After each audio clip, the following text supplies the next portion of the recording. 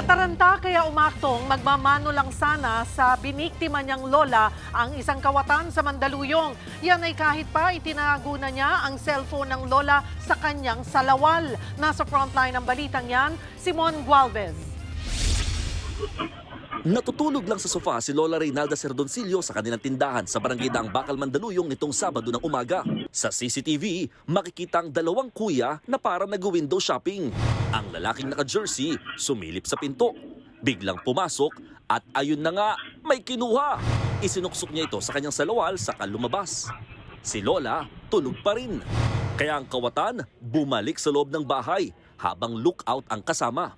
Next target, ang cash box ng tindahan. Pero nabitin ang nakawan ng may kumantang kapitbahay. Napaatras si kuya at nagtago. Dito na nagising si Lola. Anak na. Hoy. Si kuya nataranta sa kabiglang umaktong magmamano na para bang hindi siya yung lalaking may itinagong nakaw sa salawal. Hinabol pa sila ni Lola. Pero agad sumibat ang dalawang kawatan.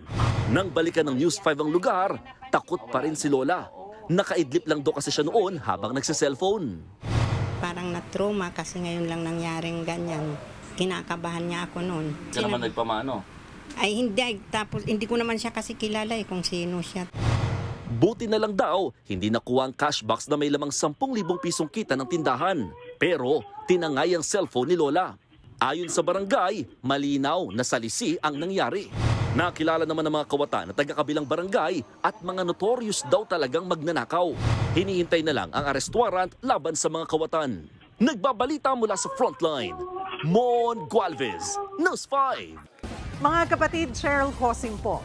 Maging maalam at may pakialam sa mga napapanahong issue at headlines. Mag-follow at mag-subscribe na sa social media pages ng News 5.